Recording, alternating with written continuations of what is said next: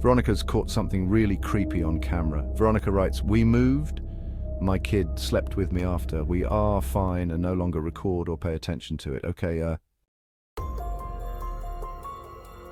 But by far the most chilling footage Veronica has captured is this following clip in which a friend of hers tries to confront whatever this is. "Are you here? Are you in the boys' room? Answer. So what happened to you if something bad happened? This door stopped here. What do you think? Was this a ghost or something else?" Regardless of what it might be, what matters most is that Veronica and her children are now safe. Hopefully, whatever this is didn't follow them. This is what I imagined would happen if AI technology ever went rogue. The deliberate attempt to contact the spirit of a deceased person is known as a séance.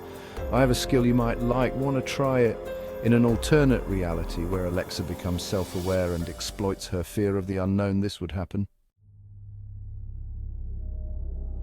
Mario Lada is the owner of a store in Guadalajara, Mexico, and lately he's been capturing strange activity. From objects flying off the shelves to a power drill going off by itself, it's safe to say that Mario is scared out of his mind. But all of this pales in comparison to the following footage. Late at night, when the store was closed, Mario captures something that is just downright disturbing. There appears to be a devious-looking entity rising from the piñatas, but as if things couldn't get any more disturbing. The following happens during a live stream that Mario was hosting. The same entity appears on camera, but this time it's observing Mario. Now, it's worth mentioning that this might be fake. A YouTuber by the name of Oxlock, an investigator, thinks that this might have been the mask that was used in the footage, which actually kind of looks like it. However, this isn't enough to prove this as fake. Others think that this might be some sort of cryptid instead of a ghost or a spirit, but as always, I'll let you decide what this is. Some people think that dolls are simply another vessel for entities to inhabit. That being said, could this be an example of such a case? Bailey B works at an old theatre that is said to be haunted. Although Bailey loves his job, there's something about it he wishes he could change. He often works at night and he doesn't like this. For some reason, whenever Bailey's on stage, he can't help but feel like there's someone there. It almost feels like there's someone watching him. It's for this reason that he often records while working. But then one night, Bailey receives a notification that a sensor has detected motion inside the theatre. Bailey writes, "This is the scariest thing that has ever happened to me. I might quit." This is what he captured. It's 9 p.m. on a Saturday. This is my life. So I'm walking through the main stage. Here, I'll flip it. Okay. Ghost light is on. No one in here. Hello. Okay. Bailey was in total shock and was trying to process what he'd seen. Now, it could be that someone had broken in and decided to seat themselves on the balcony. But given the history of this place, which has had numerous paranormal occurrences, Bailey can't shake the thought of this being a ghostly encounter.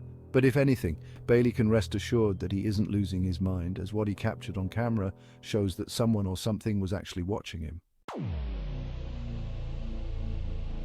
A father takes his wife and child to a theme park and while recording them captures something pretty creepy. The father states that after coming back from the theme park, his daughter told him that she was scared of going back. But it wasn't because she was afraid of the rides, but because of something else.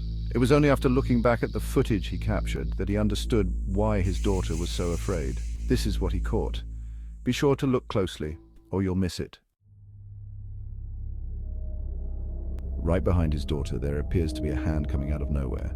The scariest part about this, though, is the fact that it seems to be reaching out to her, but as if that wasn't creepy enough, something else was caught on camera that also went unnoticed earlier in the video. The father is recording a boat that's passing by when, out of nowhere, he captures this. I honestly have no explanation for this, but I have plenty of questions. I can't help but think that this might have been the same hand that appears later on.